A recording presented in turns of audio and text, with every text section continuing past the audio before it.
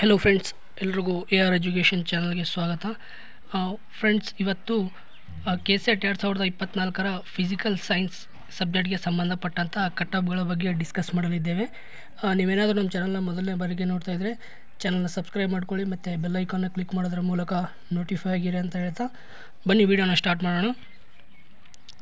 ಮೊದಲನೇದಾಗಿ GM candidate ಅವರಿಗೆ ಇಲ್ಲಿ ಟೋಟಲಾಗಿ 58 ಜನ ಪಾಸಾಗಿದ್ದಾರೆ ಫ್ರೆಂಡ್ಸ್. ಅದರಲ್ಲಿ 148 ಅಷ್ಟು ಕಟ್ ಆಫ್ ನಿಂತಿದೆ.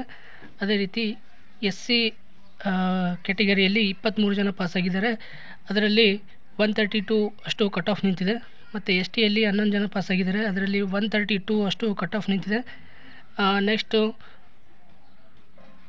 ಕ್ಯಾಟಗರಿ 1ನಲ್ಲಿ 8 ಜನ ಪಾಸಾಗಿದ್ದಾರೆ. ಅದರಲ್ಲಿ 136 ಕಟ್ ಆಫ್ ನಿಂತಿದೆ. 2Aಯಲ್ಲಿ 31 ಮೆಂಬರ್ಸ್ 134 ಅಷ್ಟು ಕಟ್ ಆಫ್ ನಿಂತಿದೆ.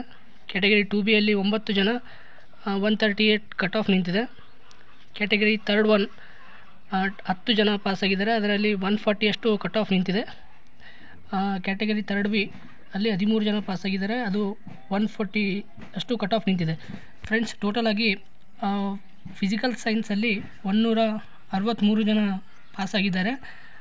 ಅದಲ್ಲದೆ ಇದರಲ್ಲಿ ಟೋಟಲಾಗಿ ಹೋದ ವರ್ಷಕ್ಕೆ ಹೋಲಿಸಿದರೆ ಈ ವರ್ಷ ಕಟ್ ಆಫ್ ಭಾಳಷ್ಟು ಹೈ ಆಗಿ ನಿಂತಿದೆ.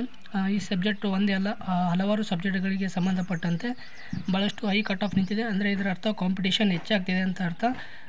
ನೀವೇನಾದರೂ ಈ ಸ್ಕೋರ್ಗಿಂತ ಮೇಲೆ ಏನಾದರೂ ನೀವು ಸ್ಕೋರ್ ಮಾಡಿದ್ದೀರಿ ಅಂತಂದರೆ ನಿಮ್ಮದು KCET ಕ್ಲಿಯರ್ ಆಗಿದೆ ಅಂತ ಅರ್ಥ. ಫ್ರೆಂಡ್ಸ್, ವೀಡಿಯೋನಾದರೂ ಇಷ್ಟ ಆಗ್ತಾ ಬಂತಂದರೆ ಚಾನಲ್ಗೆ ಸಬ್ಸ್ಕ್ರೈಬ್ ಮಾಡ್ಕೊಳ್ಳಿ ಮತ್ತು ವೀಡಿಯೋಗೊಂದು ಲೈಕ್ ಕೊಡಿ. ಮತ್ತು ಮುಂದಿನದು ಯಾವ ಸಬ್ಜೆಕ್ಟ್ದು ಕಟ್ ಆಫ್ ಬೇಕು ಅಂತ ನೀವು ನಮಗೆ ಕಮೆಂಟ್ ಬಾಕ್ಸಲ್ಲಿ ತಿಳಿಸಿ ಅಂತ ಹೇಳ್ತಾ ವೀಡಿಯೋನ ಮುಗಿಸ್ತಿದ್ದೀನಿ. ಧನ್ಯವಾದ.